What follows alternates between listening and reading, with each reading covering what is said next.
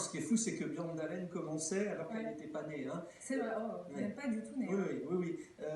Ce qui est fou, c'est ce qu'on ressort, finalement, c'est un peu à l'image du biathlon, c'est l'émulation du groupe France. Parce qu'elle a été championne du monde junior par équipe avec Manon Petit-Lenoir, et il y avait une vraie émulation entre les deux. Et le savoir-faire fait qu'aujourd'hui, le monde entier nous dit, tiens, vous avez créé une Chloé Trespeuch bis. C'est-à-dire qu'elle a le même morphotype, le même type de glisse de notre vice-championne du monde. C'est clair, quand on arrive à créer des filières, à un groupe Global France, ça marche. On attend ça avec impatience. On les regardera attentivement du 9 au 25 février prochain. Nous sommes en direct avec Christian Ramos, ancien préparateur mental du 15 de France, également auteur d'Apprendre à gagner, la préparation mentale expliquée aux jeunes compétiteurs. Bonsoir Christian Ramos. Avec cette première question très simple, est-ce que la préparation mentale avant un grand événement sportif dépend de l'âge de l'athlète? Est-ce qu'elle est plus ou moins compliquée selon l'âge de l'athlète? Alors c'est sûr que pour une jeune athlète qui va manquer d'expérience à ce niveau-là, ça peut paraître plus compliqué.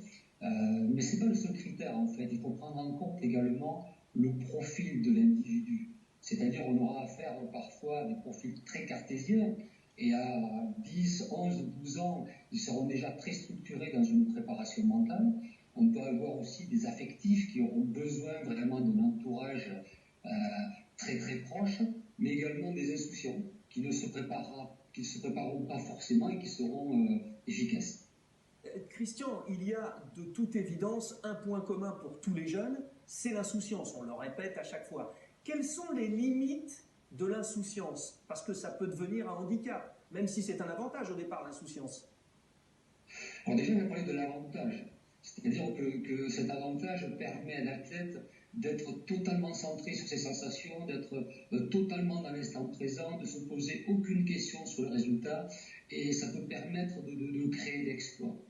Par contre, s'il y a exploit, et un exploit qui est médiatisé, je pense par exemple à l'entrée en finale, tout va tomber sur la tête, des choses qu'elle n'aura peut-être pas préparées, et à partir de là, on retrouve les limites de l'insouciance, parce qu'il faut, quand l'événement le nécessite, avoir anticipé un maximum de choses, même les plus grandes difficultés. Je vous renvoie là pareil, parce qu'à l'insouciance, on oppose finalement l'expérience. Alors, pendant qu'on vous tient, on va sortir un petit peu de la jeunesse, mais finalement, cette expérience, est-ce que c'est toujours un atout ou ça peut devenir un inconvénient? On est dans le mental, on est d'accord, hein? Alors, l'expérience, en fait, va être fondamentale pour permettre aux sportifs d'anticiper un maximum de réponses. Quand le sportif a vécu un maximum de choses, il a quelque part les réponses à tout et ne se pose aucune question.